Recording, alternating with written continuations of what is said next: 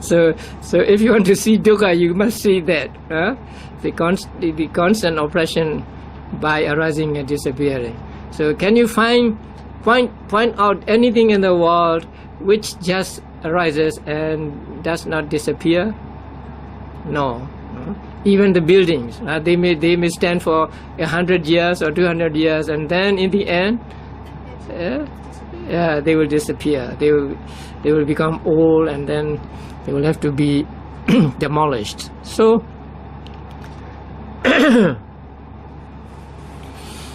there is not a single thing in the world that has only the beginning and not the end. Since everything has beginning and an end, we say everything is oppressed by the arising and disappearing. So there is no gap between the arising and disappearing. No break. That is why they say constant oppression by arising and disappearing. Now here, in passing, I want to tell you about the word Saṅkhāra. Are you familiar with the word Saṅkhāra? Maybe in some of my talks I may have explained it. You want to hear it again? Now, whenever you find the word Saṅkhāra in Pali, you should be very careful, because it can mean two things. One is opposite of the other. So Saṅkhāra can mean something that produces, and it can also mean something that is produced.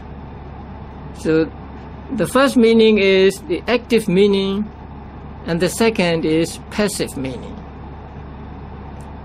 So both the producer and what is produced can be called Saṅkhāra in Pali. And that makes the understanding of the word Saṅkhāra more difficult, because whenever you find the word Saṅkhāra, you have to find out, you have to know in what sense it is used, whether it is used in the active sense or in the passive sense. And that is why also the word Saṅkhāra cannot be translated by just one word or just one or a group of words. Sometimes people say Saṅkhāra as volitional activities. Then you cannot use this translation, volitional activities, for every Saṅkhāra you find in the books. Sometimes Saṅkhāra means something that produces, and sometimes it means something that is produced. So you should understand what meaning is required in a given context. Now, if you're familiar with the dependent origination, there is a saying, avijja paccaya saṅkhāra. Dependent upon avijja, ignorance, saṅkhāras arise. That is one sentence in dependent origination. So you find the word Saṅkhāra there. The word Saṅkhāra there should be understood in the active sense.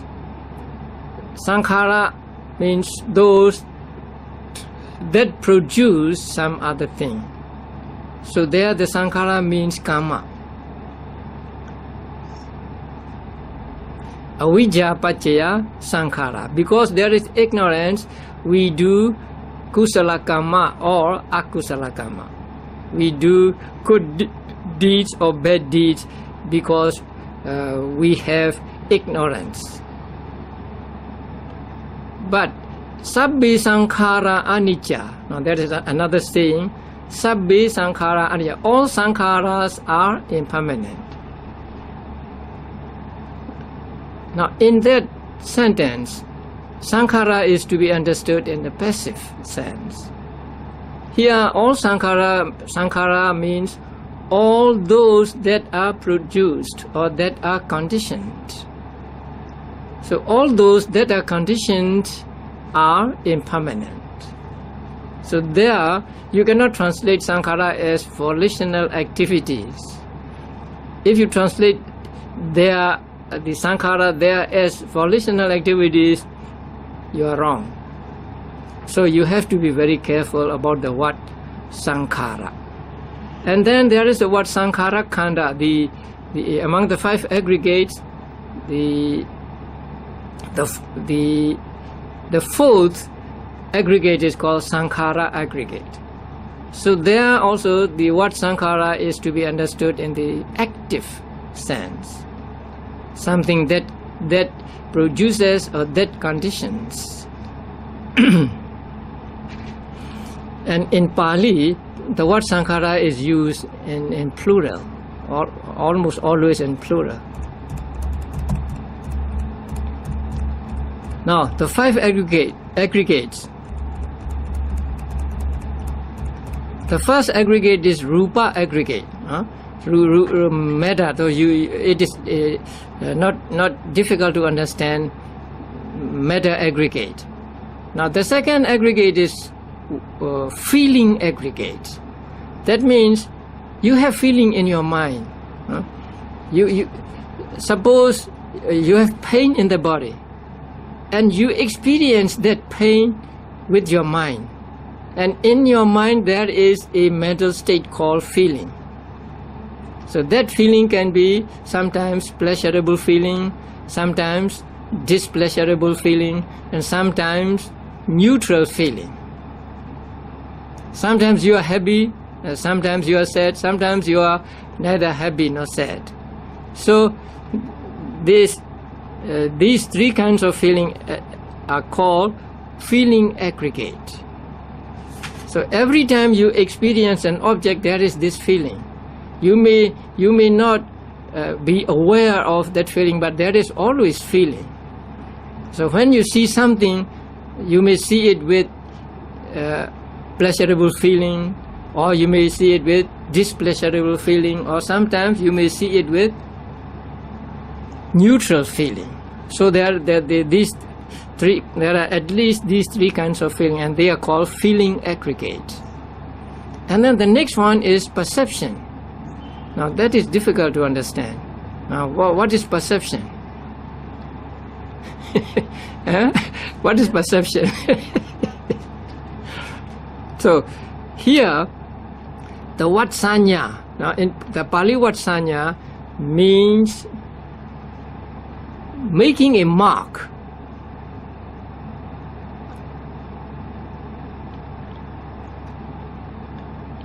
Now you may have seen carpenters building a house or making things like this table and so on, and then they make marks on the wood, on the timber, right? So this part is to be cut off, or this part is to be taken, or this part is to be used as a foot or as a board and so on. So they make marks on the timber, and these help them to remember or to recognize when they see it later. In the same way, whenever we experience an object, our mind makes a mark of that object. Now that is why when we experience it again, we are able to recognize it. Suppose you see a man or a woman. You may not know, or you may not be aware that your mind has made a mark of that person, but your mind has made a mark, and so when you see him or her later, you recognize that person, or it is he or it is she that I saw a few days ago or a month ago, and so on. So that kind of making mark is what is called sanya, perception aggregate. And that sanya can be a correct sanya or incorrect or wrong sanya. And on that sanya, we base our actions. That is why it is important to get a correct sanya with regard to the objects we observe. Sometimes, let's say in the evening when it is a little dark, you see a robe and then you think it is a snake, right? That means you have made the wrong sanya there. So you think it is a snake, and you may shout and you may run away from it.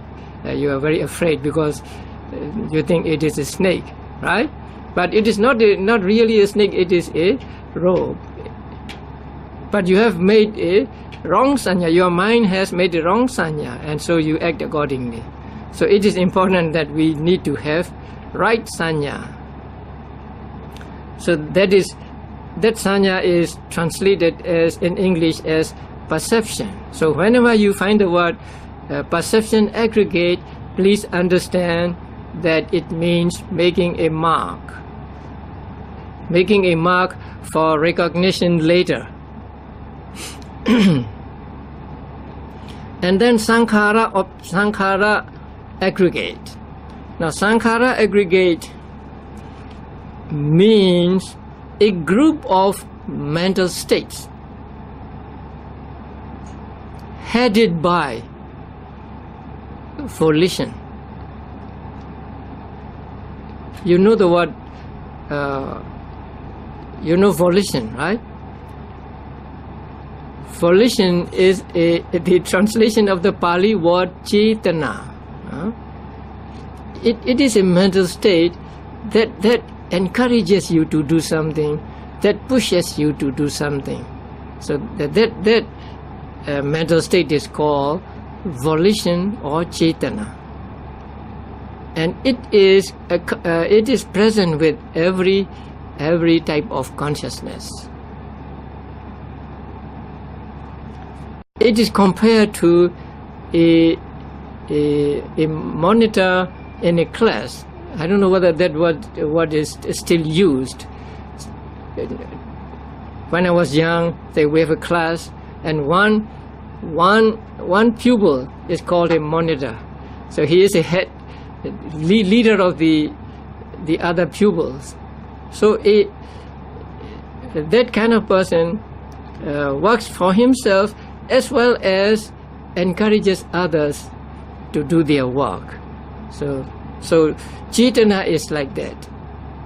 Cetana always encourages other mental factors to do their own function, and at the same time it does its own function. So that mental state is called in Pali cetana or volition, and that is also called a Saṅkhāra. So the mental states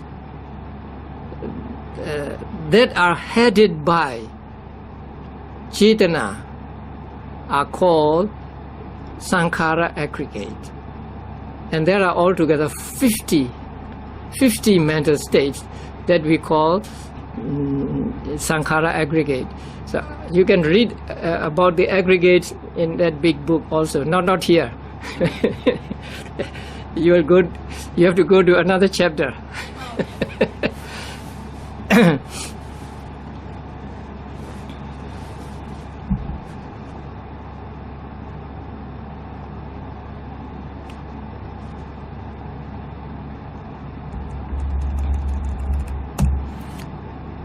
So the last one is called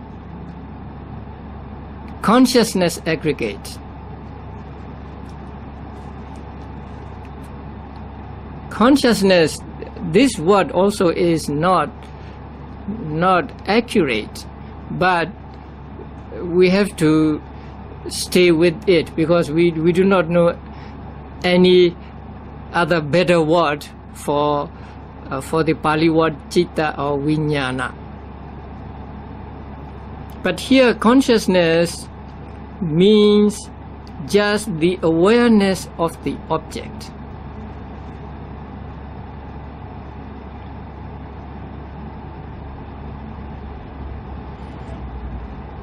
And it is said that consciousness is always with us, all through our lives. So from the moment of conception until the moment of death, there is consciousness.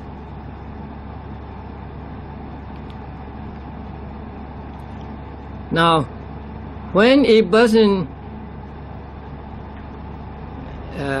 has fainted, you say this person is unconscious.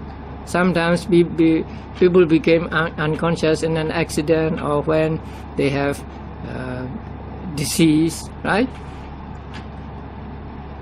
Although they are said to be unconscious according to popular usage, according to Abhidhamma, they are with consciousness, even when they are said to be unconscious. So even when you are asleep, there is consciousness or mental activity going on.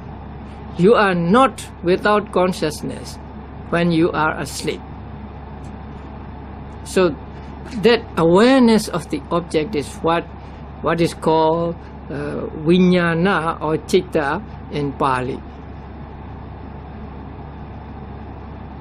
And that vijnana or citta is always accompanied by other mental states.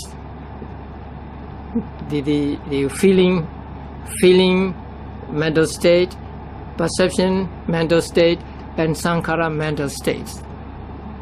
So consciousness is always accompanied by the other mental states. So in one experience of seeing, we can see all five aggregates. So when you see something, the something you see is meta aggregate, right? Suppose you see a flower. The flower you see is meta aggregate. And you have the eyes. So the eyes are also, what are the eyes? Mind or meta?